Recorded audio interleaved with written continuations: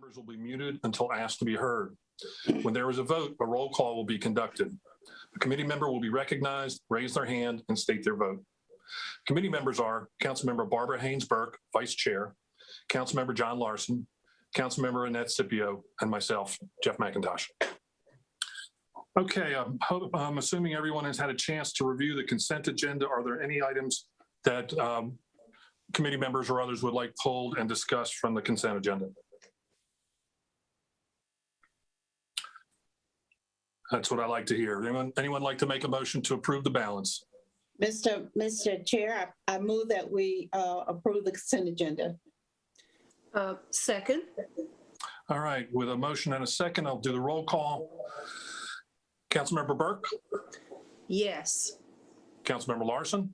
Yes. Councilmember Scipio? Yes. And the chair votes aye.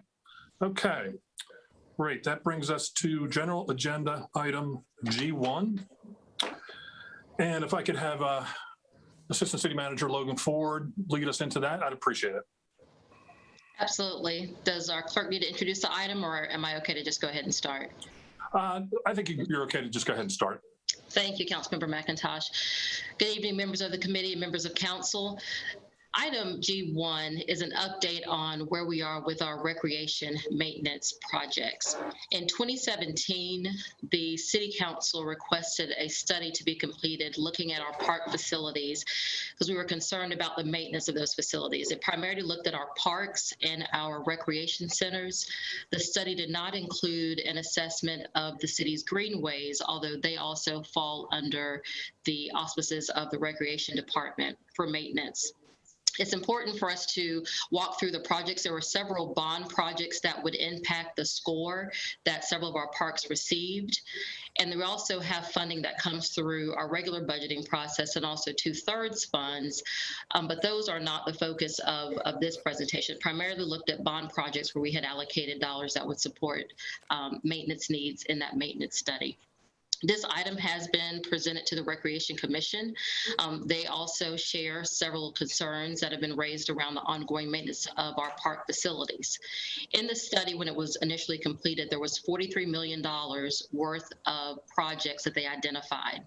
They prioritized those projects for us in terms of where we should focus our resources, meaning the first priority was on life safety issues in our parks. So that is how we have been addressing this. The bonds projects were already decided. Several of those were already in progress when the maintenance study was finalized and approved. So several of the bond projects that were approved by the voters might not necessarily touch on the highest priority areas that are in the maintenance study, but we still wanted to show that we were investing resources in trying to attack the things that were listed in the maintenance study. So we've been making some progress, and we just wanted to provide an update to members of Public Works, and then we'll continue working on projects as additional funding becomes available. The maintenance of our parks, I do want to reiterate, it's a collaborative effort. There are several departments that are involved in the maintenance of our facilities. It involves collaboration between our Recreation Department, also with our TFO office and dealing with some of the stormwater issues, and also property and facilities management when we're looking at some of the systems in our buildings. But we're going to start by having our Recreation Director, Mr. William Royston, begin with the presentation that we have in your packet. Mr. Royston.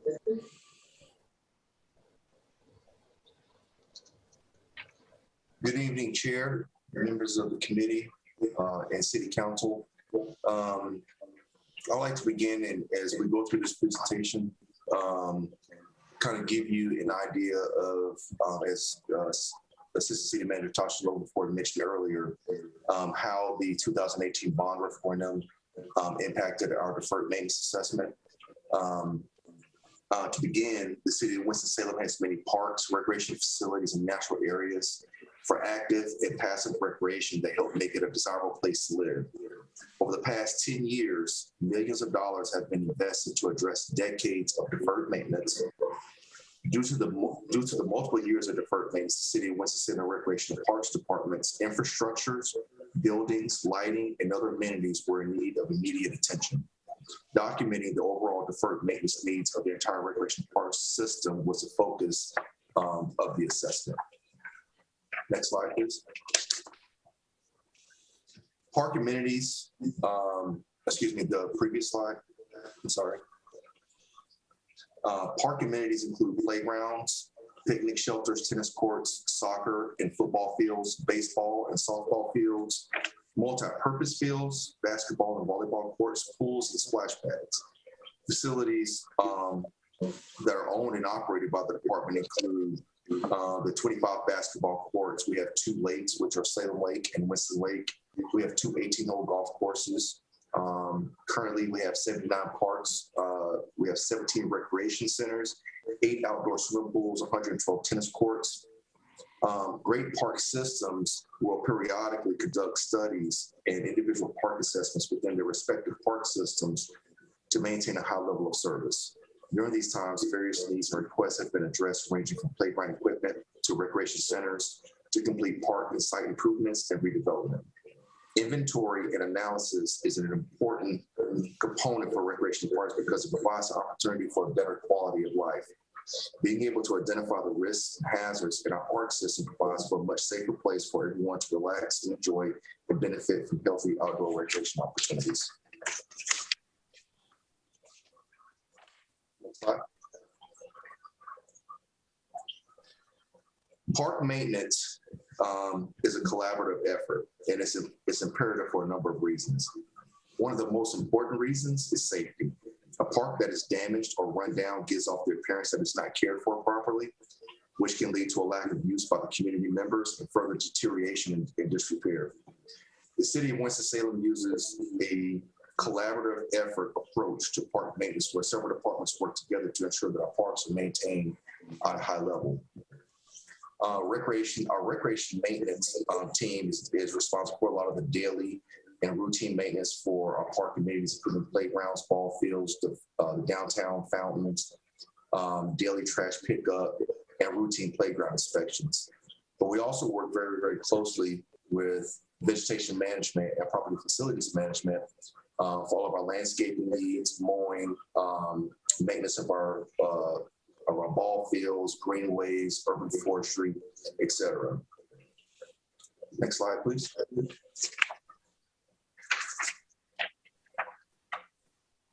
The parks with the most maintenance needs, as identified through the assessment, included Miller Park, Winston Lake Park, Bourne Boulevard, and Hobby Park and Haynes Park. In addition to that, Happy Hill Park was currently undergoing, we knew that Happy Hill Park was undergoing a complete and total park renovation. But interestingly enough, those 6 parks had the highest maintenance needs, which made up about 30% of the total cost of deferred maintenance throughout our entire park system. The deferred maintenance assessment separated their focus groups into parks maintenance, which included priority safety concerns. We looked at asset protection, as well as general park maintenance. They also looked at pools and splash pads. They looked at golf courses, and they also looked at recreation centers. With recreation centers, the consultants did not go through the same sort of detailed analysis as they did with parks. What they did in turn was focus on the mechanical, electrical, and plumbing needs, and for our recreation centers, and provided those as a result in the deferred maintenance assessment. Next slide, please. At the conclusion of their findings, all parks were assessed were given a grade, A through F, based on the maintenance categories and the deficiencies of that particular location. The grade is based on a comprehensive scoring system where negative points were deducted from a score of 100 based on the deficiencies of a particular maintenance category. The more issues that a park had in that maintenance category, the lower the score and the lower the grade that was assigned. Assigned grades were given relative to other parks within our park system. At the time the assessment was completed, not all parks were surveyed. There were 11 parks that were not evaluated, which included 2nd Street Park, British Woods, Long Creek, Historic Pythagoras, West Clemensville Road, Jefferson Park, Liberty Street, Nelson Malloy, our skate park, the Gateway Nature Preserve, or Spring Park. And those parks were not surveyed because they either, there was no existing park at the time of the publication, such as Second Street Park. There was ongoing master planning for that particular facility, such as Long Creek, or there were no traditional park amenities located at those locations, such as British Woods and many of our other park locations that are considered open space. There were also 4 other parks that were under renovation at the time, which include Kimberly Park, Lockland Park, Quarry, and Bloom Park.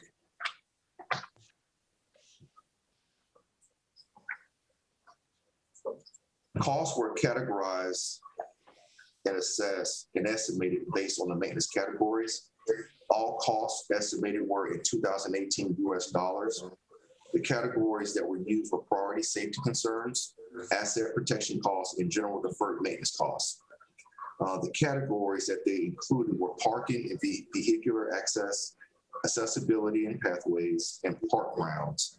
Park grounds, for example, included lighting, curb appeal, turf condition, drainage issues, and fences.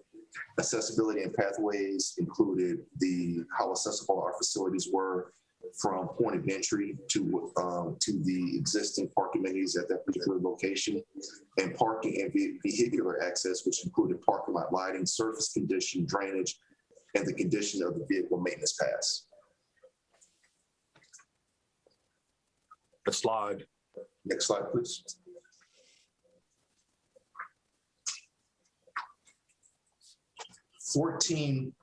After we performed our evaluation, we were able to determine that $14.5 million out of the 2018 GO bonds that were allocated specifically addressed needs that were identified in our deferred maintenance assessment. Currently, well, as of January 2021, $5.3 million have been completed. Those improvements include $486,000 for recreation center improvements, $741,000 for golf course improvements, $778,000 for pool improvements, and $3.3 million in park improvements. The city also owns, well, as I mentioned earlier, owns 2 18-hole golf courses. The breakdown for those specific golf courses, a lot of the funding for the golf course improvements came from 2/3 funding. They did not come from 2018 GO bond funding, but we wanted to include all of those costs and the funding sources as they address the needs identified in the deferred maintenance assessment. Next slide, please. There were 36 park projects that received funding in the 2018 GO bonds. All of these projects have work that is being completed either in the design or construction phases. 5 of these projects have been completed, including the tennis courts at 14th Street, Grace Court gazebo repairs, Greenway Park pavilion and restroom roof replacements, the Haynes Park storage building, tennis courts at Carver, Little Creek Recreation Center, Miller Park Recreation Center and shelter and roof replacement, Sprague Street playground replacement, Winston Lake Golf Course HVAC replacement, stucco repair at Winston Square Park, and various playgrounds throughout the city of Winston-Salem had their playgrounds surfacings resurfaced. Next slide, please. There were 16 recreation center focused projects as part of the bond referendum that received funding from the 2018 GO bonds. All of these projects have work that is either being completed either in the design or construction phase. Projects that have been completed to date include the Brown and Douglas Recreation Center front stucco and HVAC repairs, the Miller Park gym HVAC replacement, the Miller Park gym lighting replacement, and engineering is currently working on the renovations for the Bellevue Recreation Center. Next slide, please. As ACM Tasha Logan Ford mentioned earlier, our greenways and trails were not included as part of the deferred maintenance assessment. However, it's important to note that our department is responsible for the maintenance of 26 total miles of greenways throughout our park system. Maintenance on the trails include grooming and brushing after we've had flooding or storm events, correcting shoulder damage, mowing, and erosion control. Our staff, recreation staff, works very closely with the city's DOT department. We work very closely with our stormwater department and TFO on partnerships and other bike pedestrian programs throughout the city.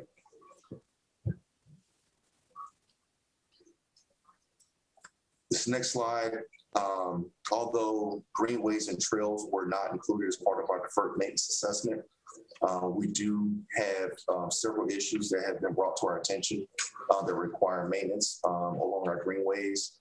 On the slide that you see in front of you, there are two separate greenways. One is the Muddy Creek Greenway. There is erosion damage in that particular portion of the greenway, which we're working with stormwater to come up with some possible solutions. And there are also some issues that we're being made very aware of along the Salem Creek Trail, where we have some areas of the trail that remain submerged underwater, even though we've had several rain events. We're working with our DOT and stormwater personnel and staff to develop some solutions to these recurring issues. Next slide, please. When greenways are in good working condition, they are one of our highest used amenities throughout our park system. There are several ways that people have the ability to access our greenways and trails. We take a lot of pride in being able to state that a pedestrian can enter our Salem Creek Greenway from Marketplace Mall and ride all the way to Salem Lake without having to cross one road. We know that our trails get a lot of use, and we want to provide some images to show the beauty and the usage of our trails and greenways when they are in good working condition. Next slide, please. Out of the $30+ million that was allocated for recreation, again, $14.5 million of that will address specific needs that were identified in the deferred maintenance assessment. As of January 2021, $5.3 million of the projects have been complete.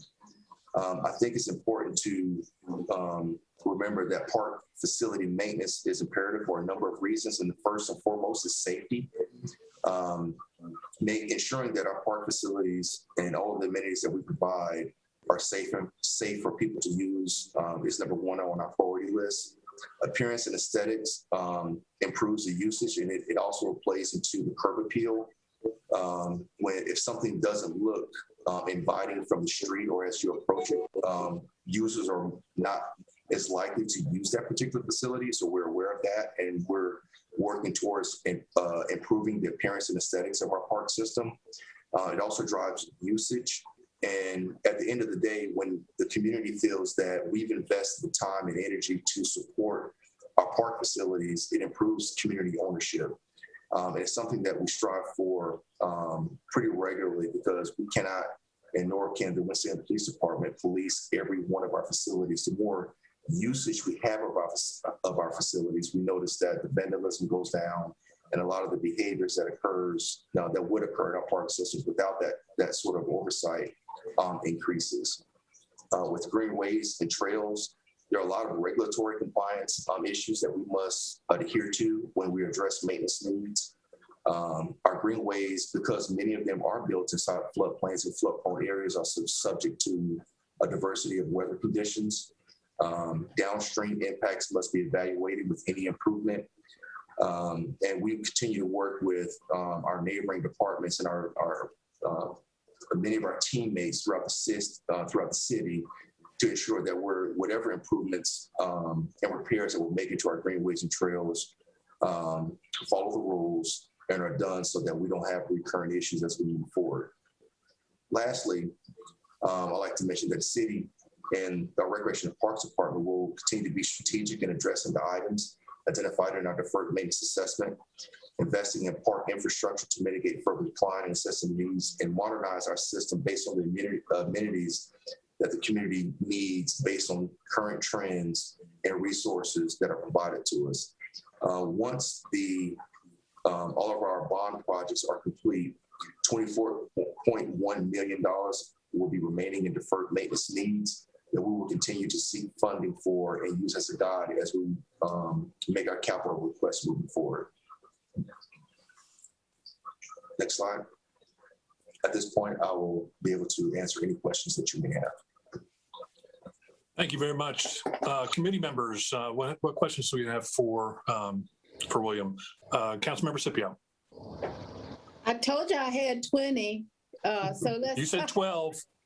Okay, that was okay. I'm up. Okay, 12. All right, that's good. Actually, I don't have that many. Mr. Royce, thank you for this wonderful report.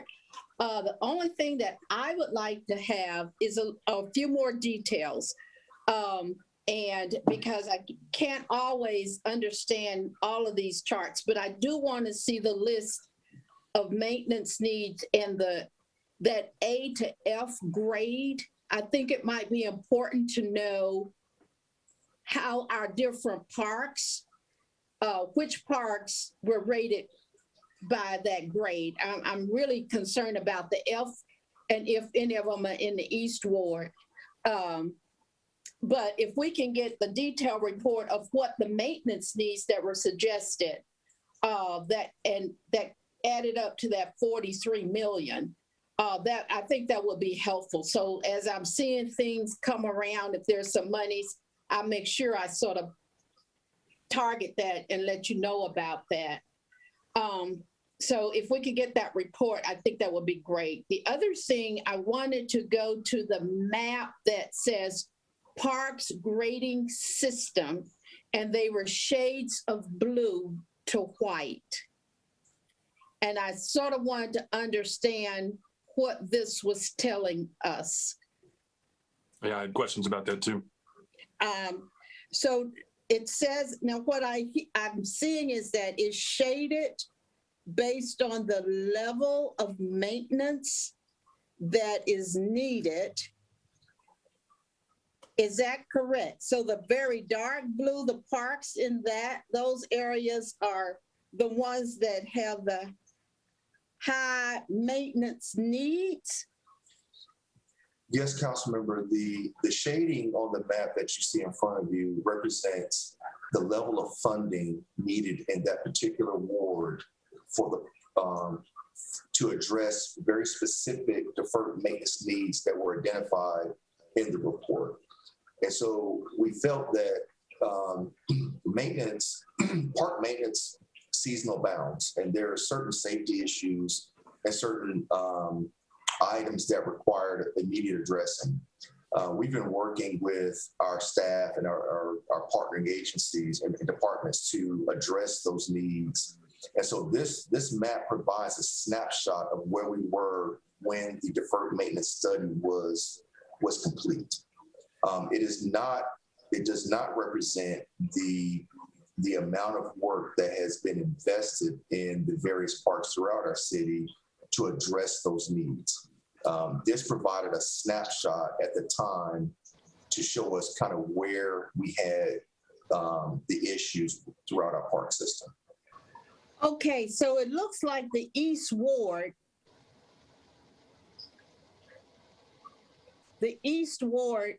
had three F-rated sites. Is that right? Or is it one of that's the East Ward? I think one of them looks like Winston Lake. If the green is water, is that right? The green areas on the map indicate specific parks. Okay. But I would like to make sure that you understand, like for instance, Winston Lake was rated an F. Okay. And another, but we knew that there were plans at the time to, a lot of the things that were identified in the deferred maintenance assessment that contributed to Winston Lake being rated an F are being addressed with 2018 GO bond funding. And so some of that, the funding, once the renovations at Winston Lake are complete, it's going to change the grade. And we're working internally to develop we were working with our consultant to figure out the algorithm that they use to determine the individual park scores. and how the funding will affect those scores so that we can adjust those and continue to move forward. And so even though there are parks that are rated F, one of those parks was Happy Hill. But as you're aware, Happy Hill went through a tremendous entire park renovation. And so all of the items that were identified in the deferred maintenance assessment as it related to Happy Hill are no longer relevant. And so once those renovations are complete, we're going back in and we're adjusting the funding needs for each individual park site and adjusting the scores as we move forward. Yeah, so it's really important for us to get that grading of what the parks were and what their scores were to understand where we are and what that meant, because it looks like the east side, the East Ward and the Northeast Ward, we have all of these parks, but very few of them got a B. They're C's and D's. So I think that's important to know. Even on the other side of town, we got a lot of C's and D's. So I think we need to understand that a little bit better. Councilmember Scipio, the original report I think would be helpful for us to excuse me, to redistribute to council. It's been roughly 2 years. The report came out in 18, and when we initially sent it out, it was in 18 when we started looking at these projects to fund. So we can definitely send that back out. I think another piece that's going to be interesting is that prior to the report being done and us doing this update over the last few months, we did not have a system in place to be able to capture how the investments that we're making through our bond projects and even through just our regular budgeting process would impact the park scores. That's a manual process that staff is in the process of building out this database now that we actually have the algorithms from the consultant. So we are working through that process now, and it's a little laborious in terms of the data entry to initially get the database built.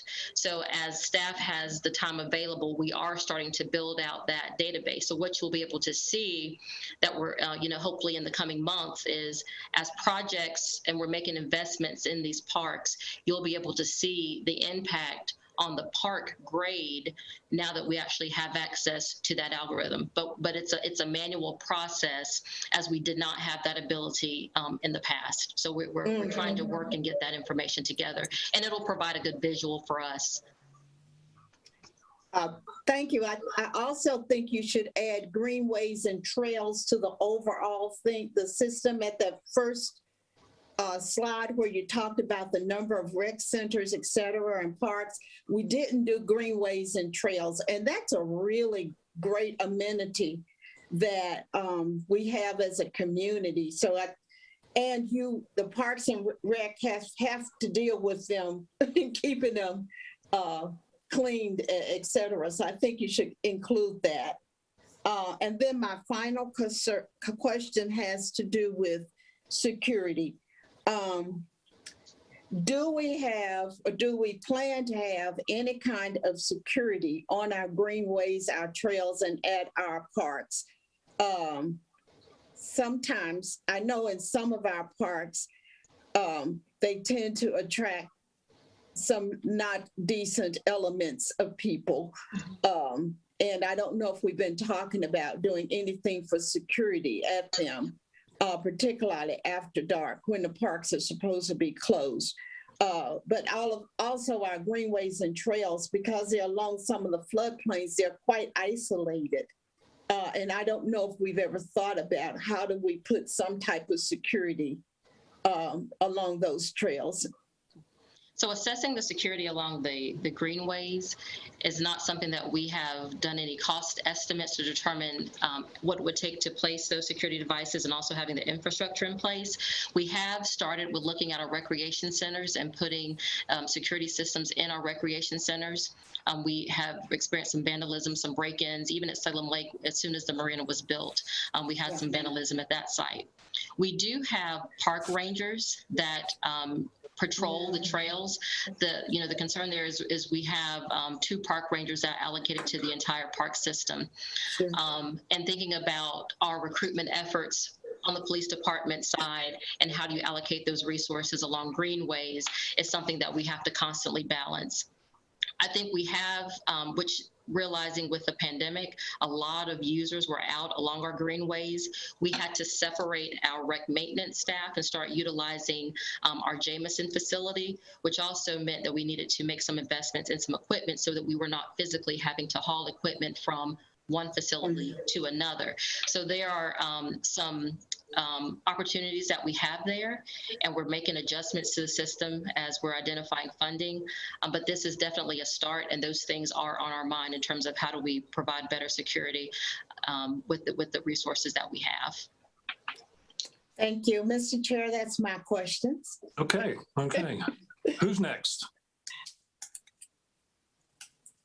Councilmember Larson? Saw your hand go up first. Yeah, we'll go up first here. All right, well, thank you. It's daunting to see basically $20 million for recreation center and $19 million projected for parks and $4 million for golf courses and what have you.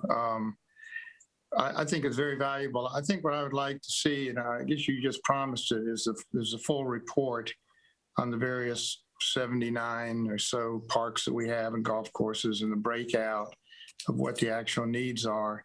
My colleagues, I hope, are prepared to talk about this in our planning session next week. I think it's a priority for the city to get our parks in order, and maintenance and security is an issue. I appreciate Council Member CPO talking about that, and I know Council Member McIntosh has talked about it as well, about our park rangers and whether we have enough actual security in these parks, in the parks themselves, is a concern that I have. I'm concerned about, collaborations are great, but if we're not getting vegetation management done with kudzu management, I think we've got a huge problem with many of our parks that are being overrun by kudzu. So I think there's a whole issue to be discussed here as we look at trying to upgrade and maintain and protect our parks. We got great parks, and this is not a reflection on any particular department, but I want to give it a little more emphasis because it's the one thing that everybody equally enjoys. So let's see if you can break out, maybe even give me a top 10 list of what you think are the most important deferred maintenances within the city currently out of that list that we have, regardless of wards. Not as interested particularly in wards as I am as in the overall system that we're managing here.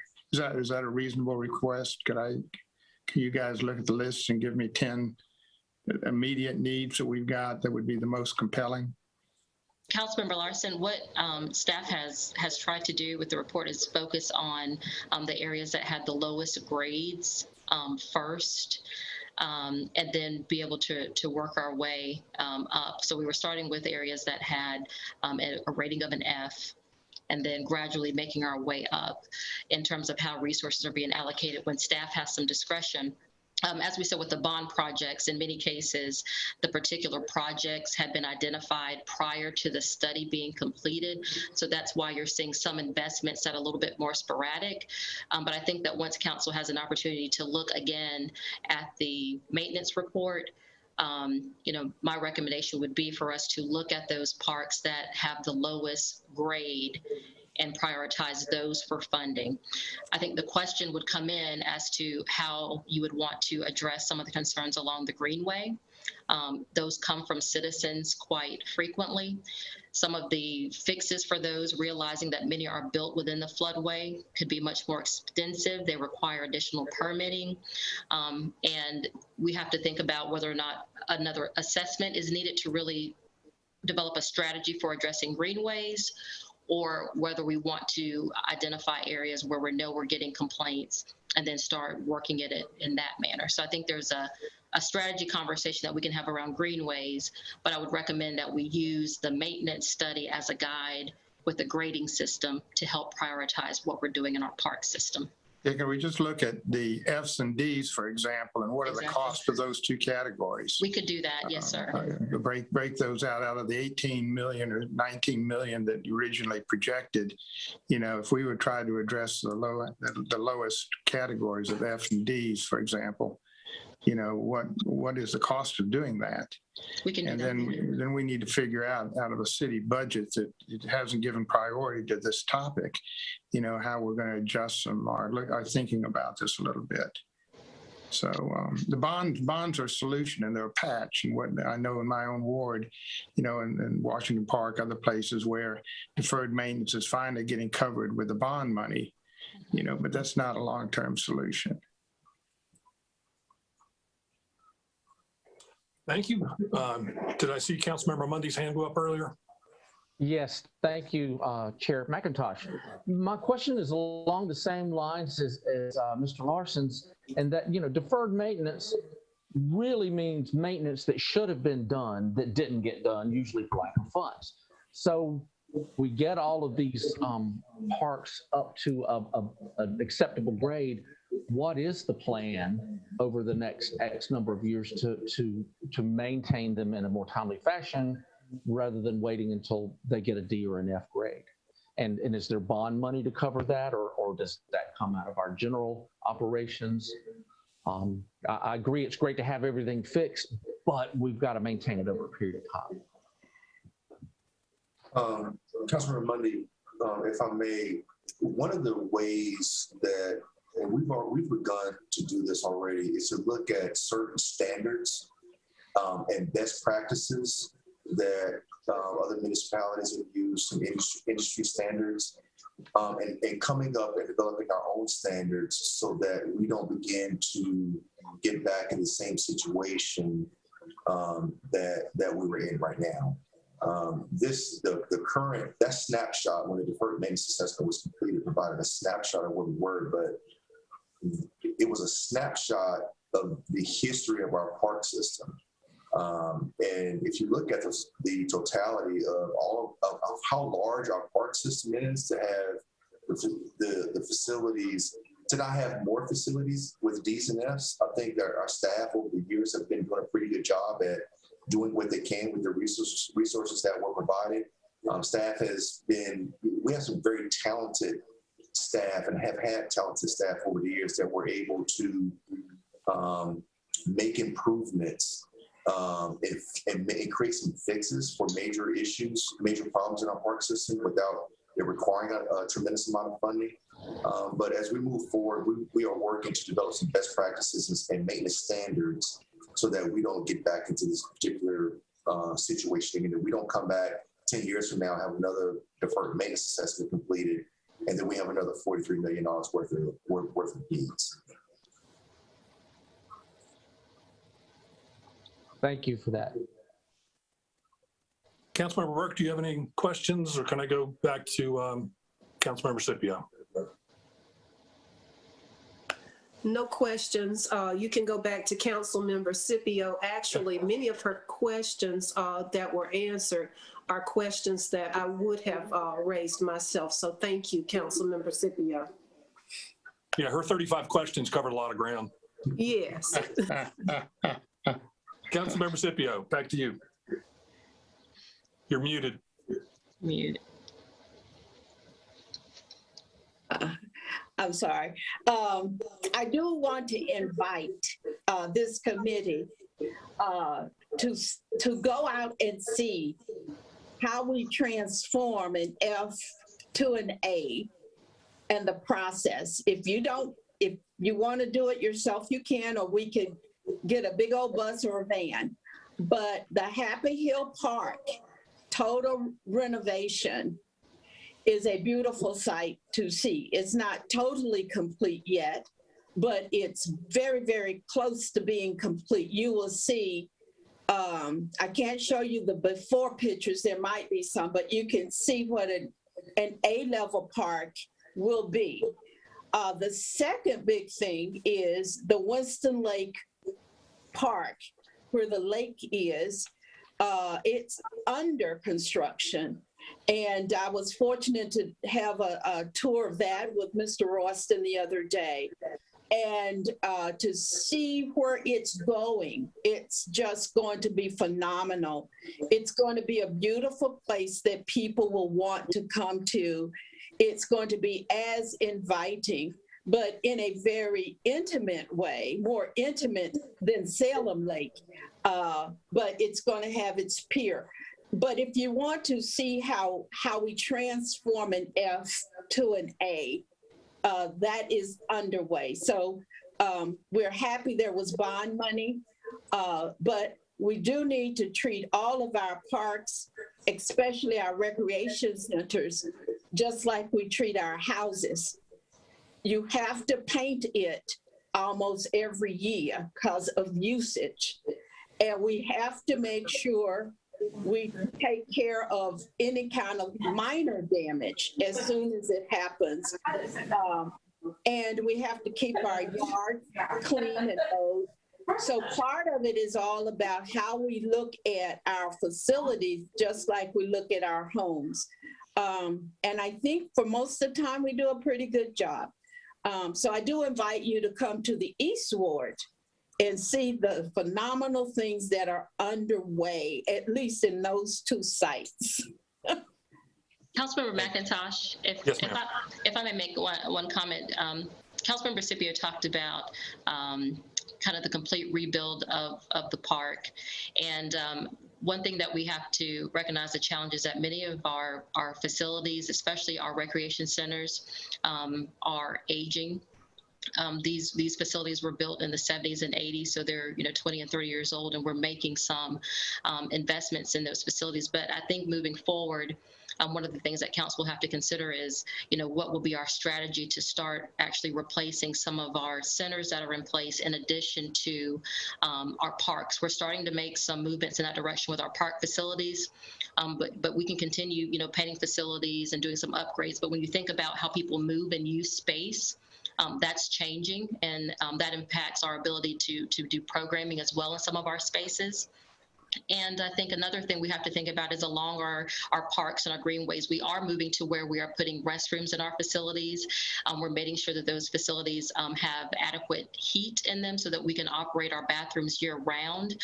But those types of things draw people to our park systems, and we are on the right path in terms of, tearing down some of those older facilities, putting bathrooms back in place that can be open year round so we can start, removing some of the porta-johns and things that we have out. It's a large system. But as we're thinking about improvements along those lines, what our replacement strategy will be in the coming years, I think will be another opportunity for us to provide a higher level of service to our citizens.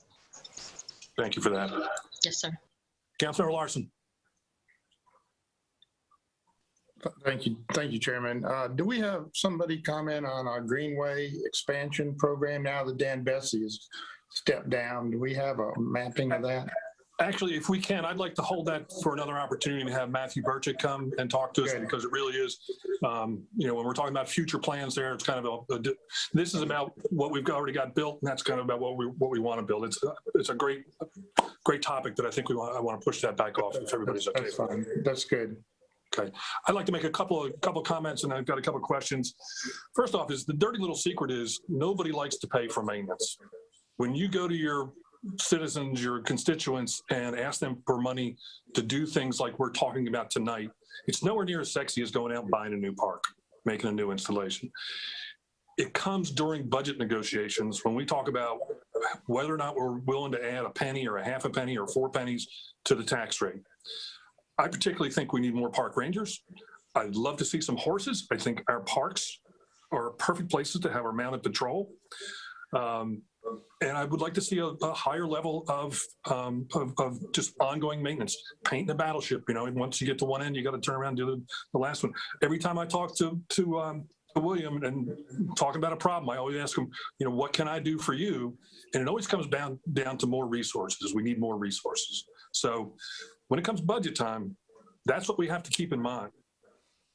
The other thing I want to talk about is our greenways and I'm going Keith Hufford, I think, is on the call here, and he can jump in and correct me if I'm wrong, but the problem of greenways and stormwater are interlinked. We placed our greenways, we didn't tear down low-income housing for them, but we put them in places that were cheap. And that cheap area is floodplains. And when you build in a floodplain, it's like building at the beach. Sooner or later, Mother Nature is going to kick your butt. And we have seen more rainfall over the last 2 years than we've seen in the history of recorded rainfall in the city of Winston-Salem. And what it does is it undercuts trees, the trees fall across, that creates more flooding. I mean, it's just an area that's high impact, and our ability to fix those things is very limited. It's real expensive, and a lot of it is on private property. And so we can't go across private property and spend our public money there. And the other thing is when we make those kinds of quote unquote improvements, sometimes they impact people downstream. And so you fix a problem in one place and you create another problem downstream. So it's problematic. I mean, we all know it exists. I hear from my constituents all the time. But it's hard to affect a change. So more money always helps. But I think with the resources that we have, we do as good a job as we can. I want to address or ask a question, and it was kind of addressed, but what opportunities does the public have to offer questions, opinions, criticism to the staff on an ongoing basis? Is it easy to sort of lodge a complaint or say, hey, this is broken here, can we get this fixed? Typically, our complaints come in through 311. Through CityLink is where we get our complaints and log those.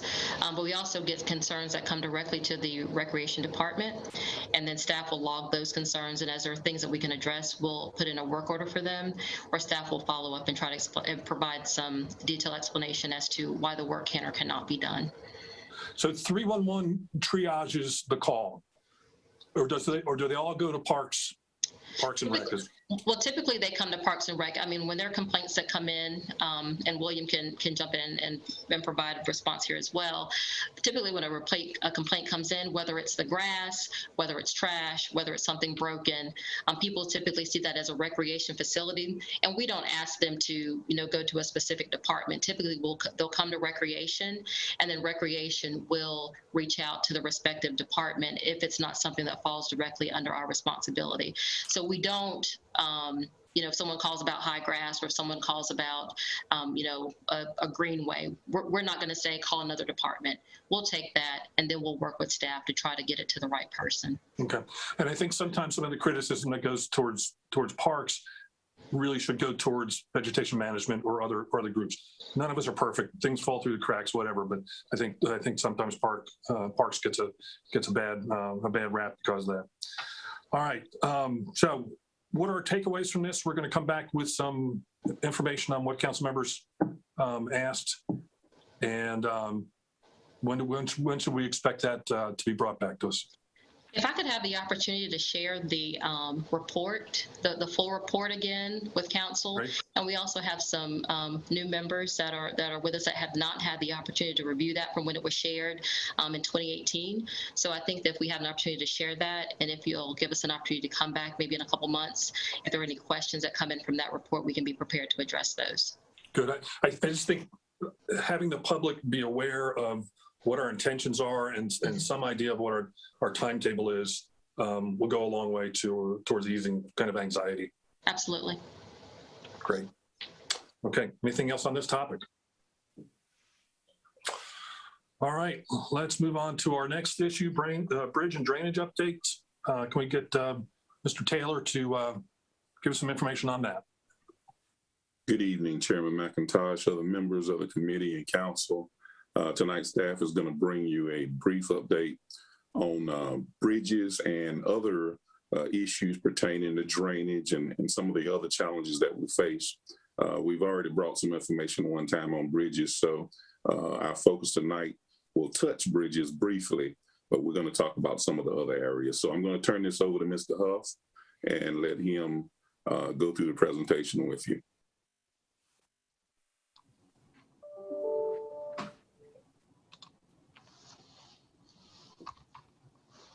Okay, good evening, Mr. Chairman, members of the committee and attending council members. Yes, wanted to briefly come and bring back an information update on our bridge and drainage infrastructure and what staff is seeing and the progressions on such.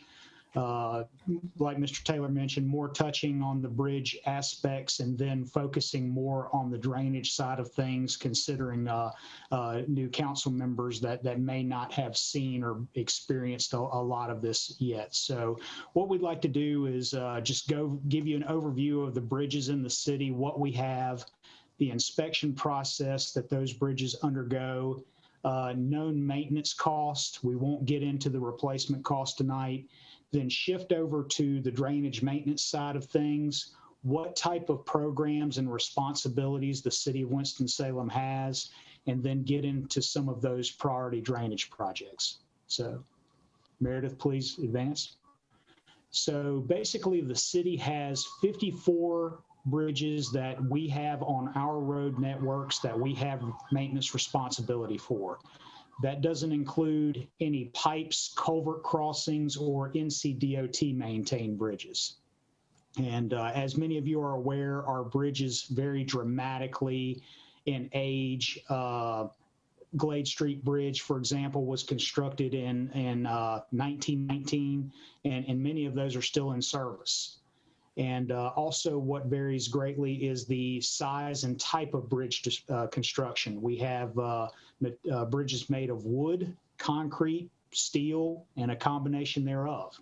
The picture to your right is basically High Cliffs Bridge. That is a wooden bridge that actually carries traffic to 16 property owners and is their sole ingress and egress. So many different situations.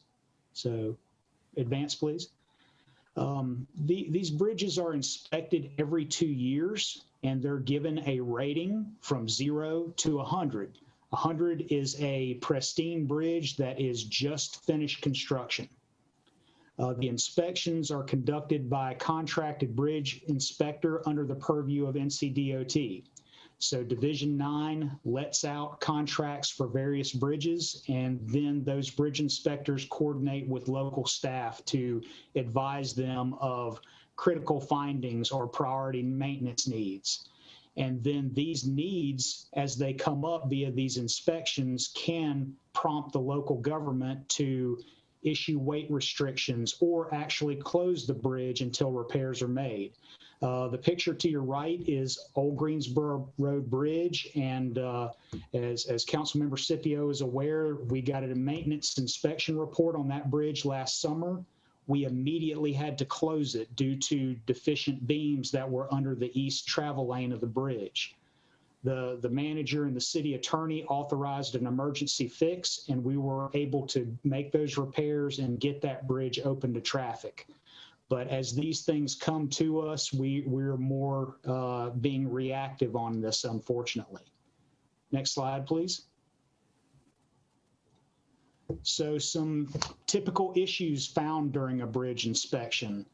Corrosion of steel support beams. These, the top right-hand slide is the beams that were under the eastern travel lane of Old Greensboro Road Bridge.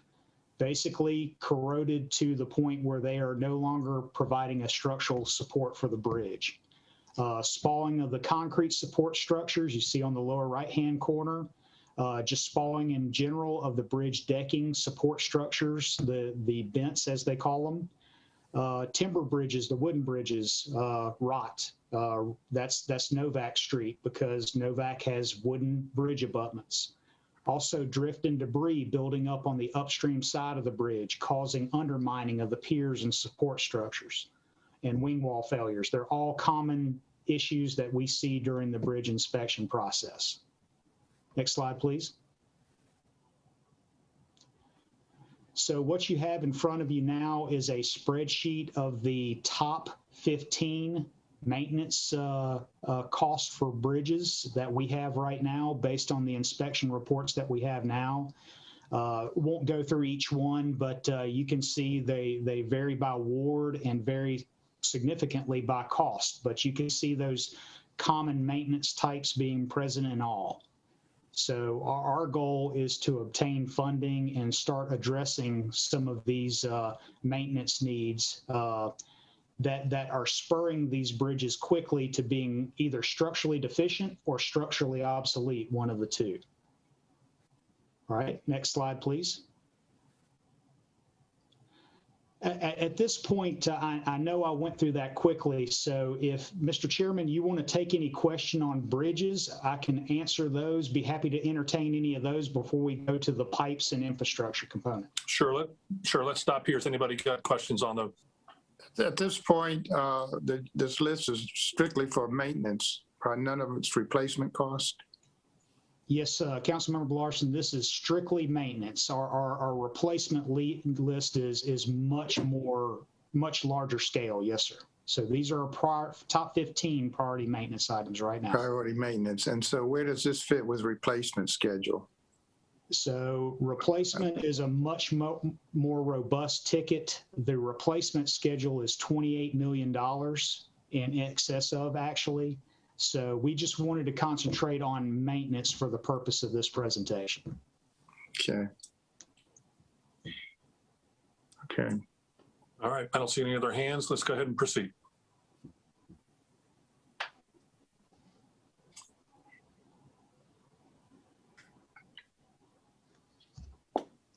All right.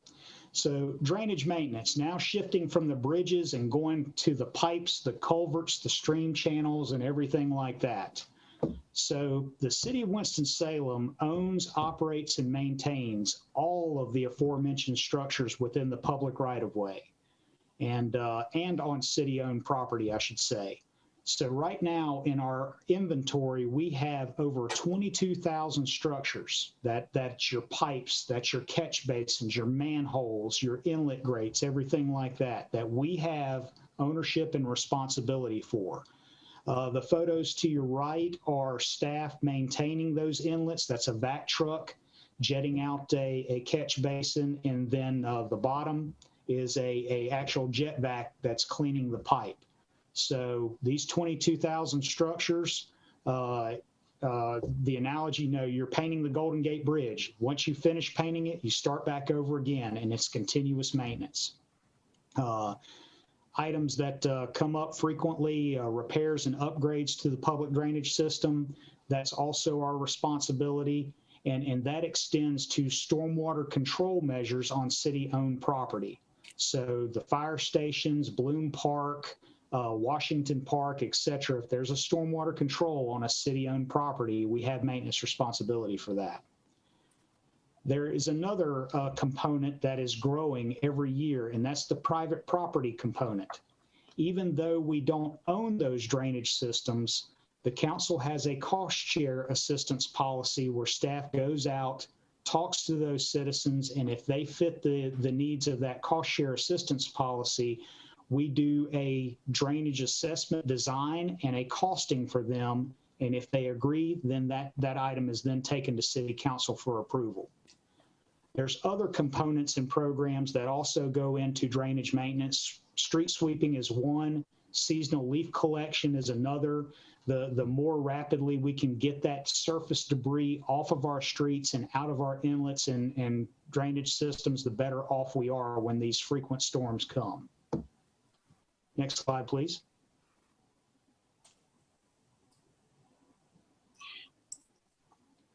So focusing in on right-of-way drainage issues. I think it's been mentioned earlier in the evening that, we're in an extremely wet period. These storm events are growing in number and intensity, and it is stressing our aging drainage systems. Many of our systems were installed decades ago in the 40s and 50s, and they have exceeded their hydraulic lifetime. And the result is what you see to the right, where basically the drainage features in the road cave in, and staff is left with road closures and trying to address citizen concerns as we fix those drainage issues and try to restore the road and the traffic and everything else. Right now, we have over 30 major drainage repair projects throughout the city, and new projects are being added regularly as we discover them. Right now, the capital projects list is over $25 million and growing. Based on our projections, it's over 15 years to complete the known projects. Next slide, please. So over 500 calls a year for right-of-way drainage failures.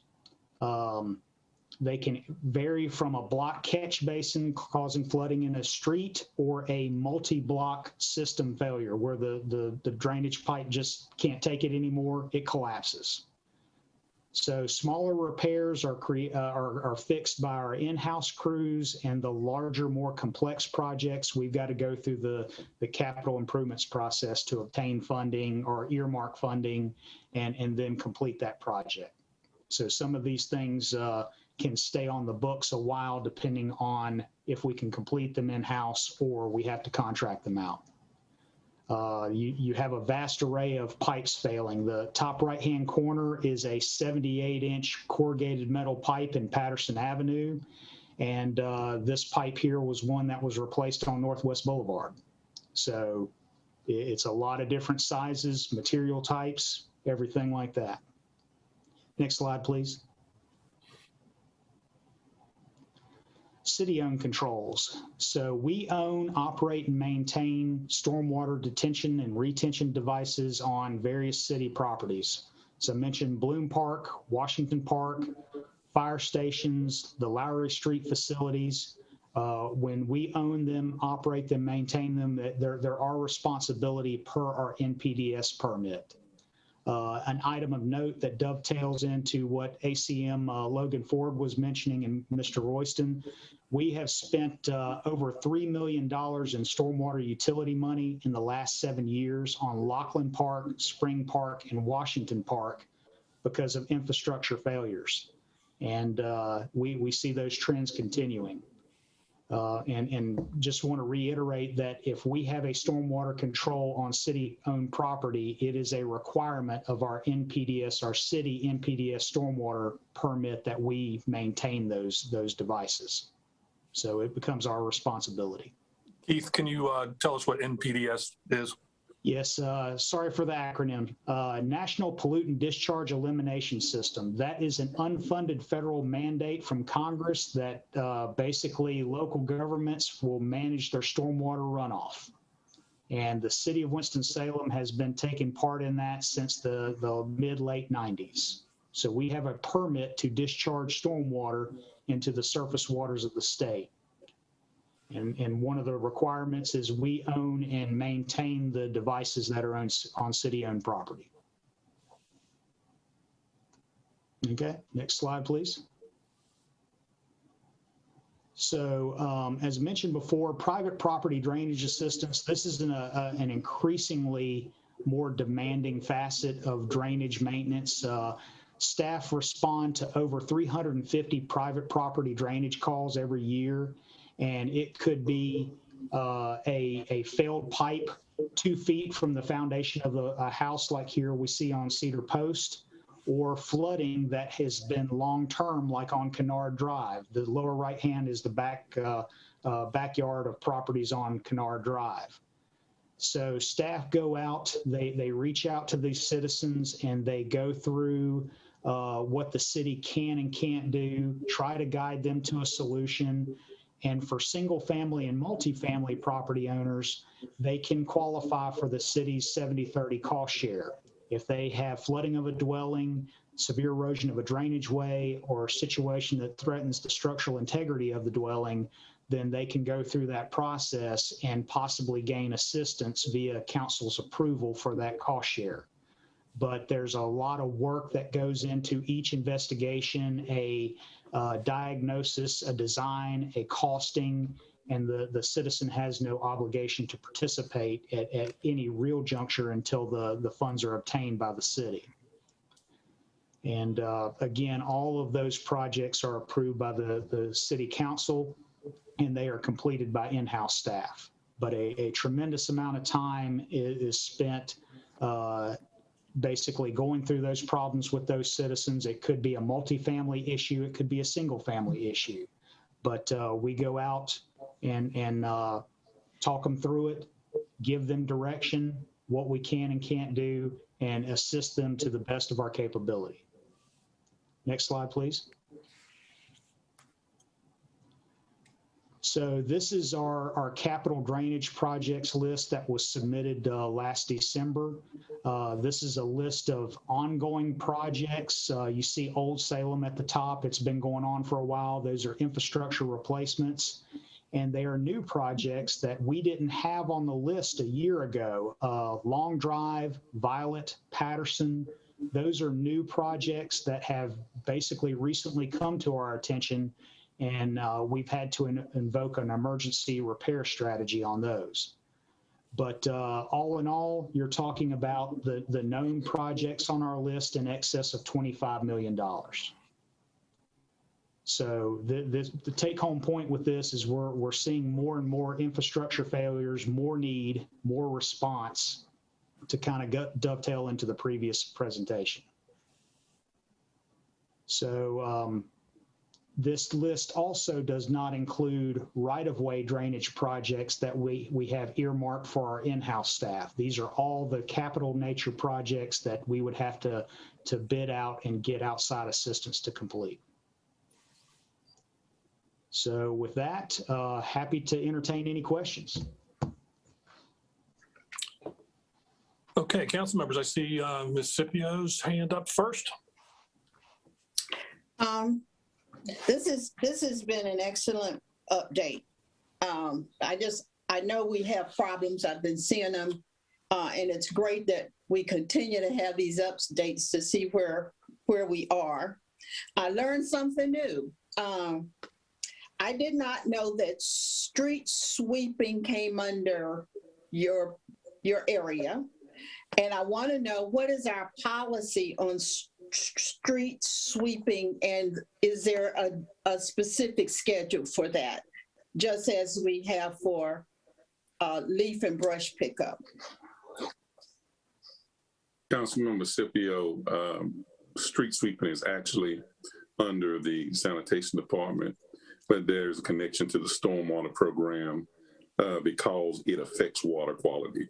And to answer your question, yes, we do have routing that we have prepared for street sweeping, and they follow that routing throughout the year.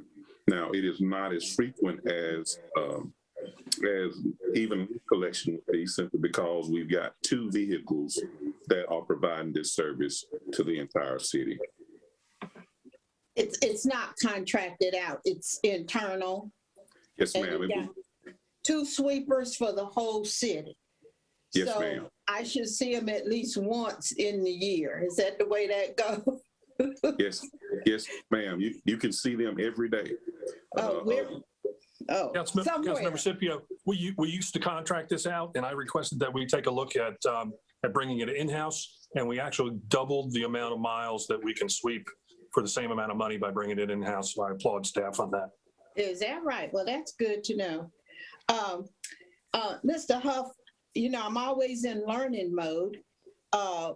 With the detention devices that we have to maintain, what does the maintenance entail? What's required of maintaining those retention ponds? I just didn't know that retention ponds had to be maintained.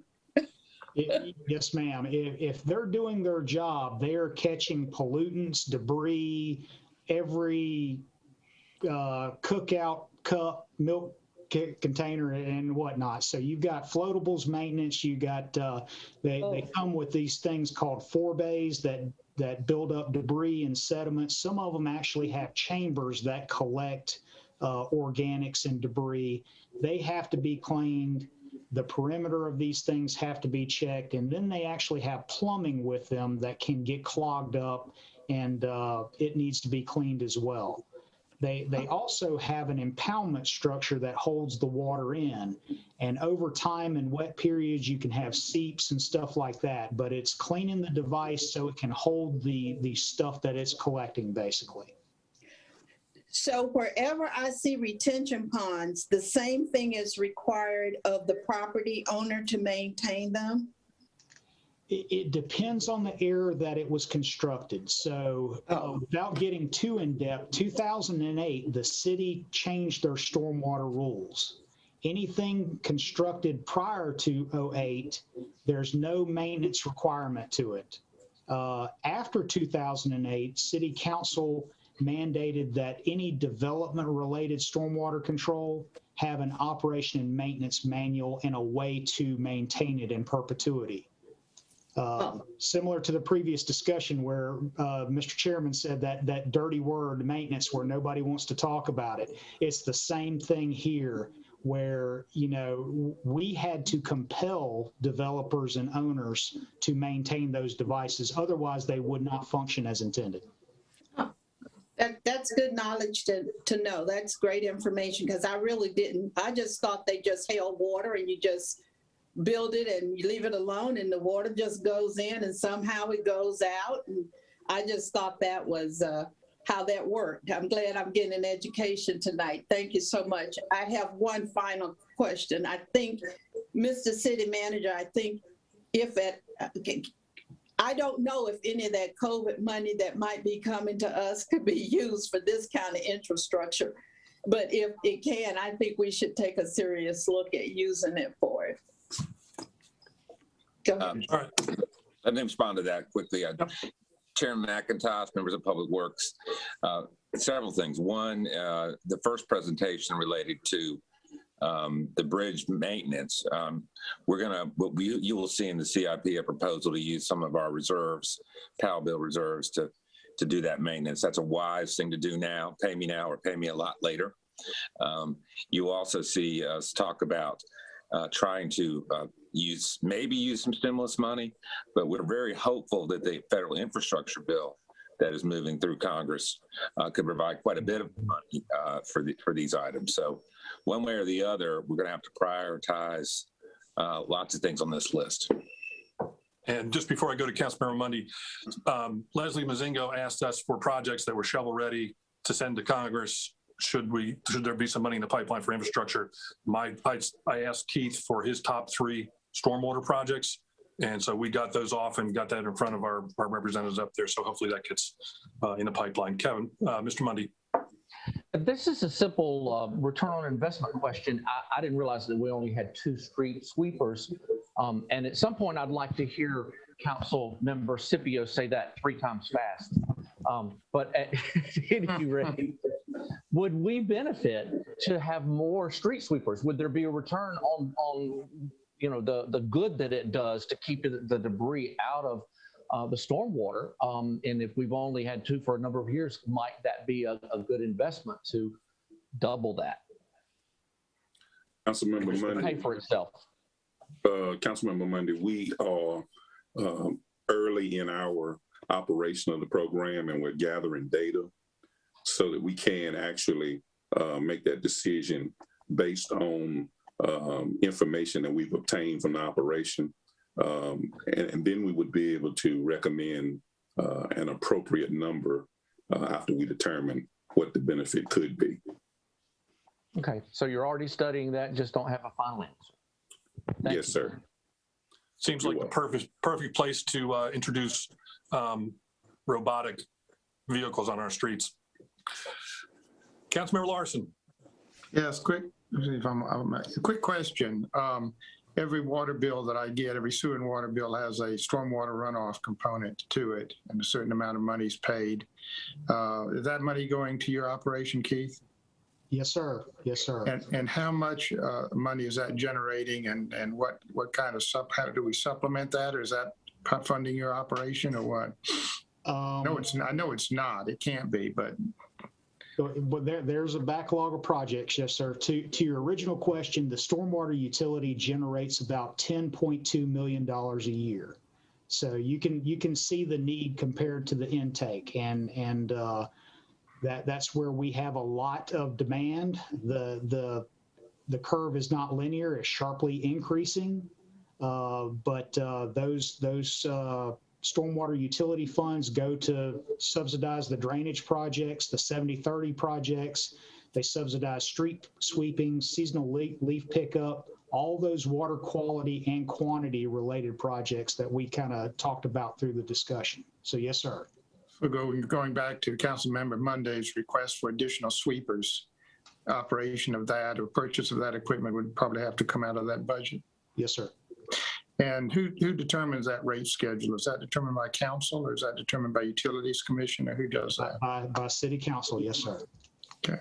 Is that when did we last look at that? 2008. Okay, thank you. Councilmember Burke. Yes, I don't have a question. I just have a statement. I wanted to say this has been a great update. I'm learning so much about drainage and bridges and the infrastructure. I want to say thank you to Mr. Taylor and thank you to Mr. Huff. I have had to call upon both of you so many times since I've been on city council, and you have really helped me so much, and I just appreciate you. Mr. Huff, I really appreciate your expertise and your knowledge when I had one of my constituents inquire about the private property drainage, and you were able to explain the 70-30 cost share that the city offers to our residents, and that just really meant a lot to me. My pleasure. My pleasure. And I also wanted to say I'm very grateful for what we are about to do with the Novak Street Bridge. So thank you both. Looks like my battery is going down low, but thank you so much. All right, I'll close us out here. To you folks that are relatively new on council, you'll all have a PhD in stormwater within a couple of years. It's a very complex issue, but we have really good staff who do an excellent job of explaining it to council members, but also to our constituents. And I want to thank Keith, as Ms. Burke said. So if I could get Meredith to pop that photo up that I just sent over to you. This is my yard. Oh, Okay, and that's me. So stormwater, and Meredith, you can take that down now, but stormwater to me is something that I not only deal with from a constituent level, but it's something that I deal with at my own property.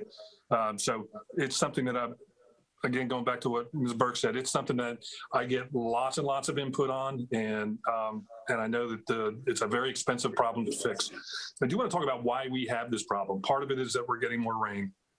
But part of it is also the fact that prior to the late 90s, we did not control what was built in regards to stormwater at all. And so we're now having to go back and pay for things that were not done to accommodate stormwater. And when you come back and fix something later, it's always more expensive than doing it the first time right.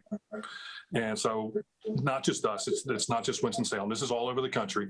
And it's something that we're going to have to continue to pay for. And just like the prior conversations that we were having, it'll be up to us to put enough money in the hopper to fix things. We do really hope that we'll get some money out of Washington, D.C., but this is something that we're going to have to pitch money in on too, which is going to affect the affordability of housing. You know, that's always my big thing. So yes, Councilmember Scipio.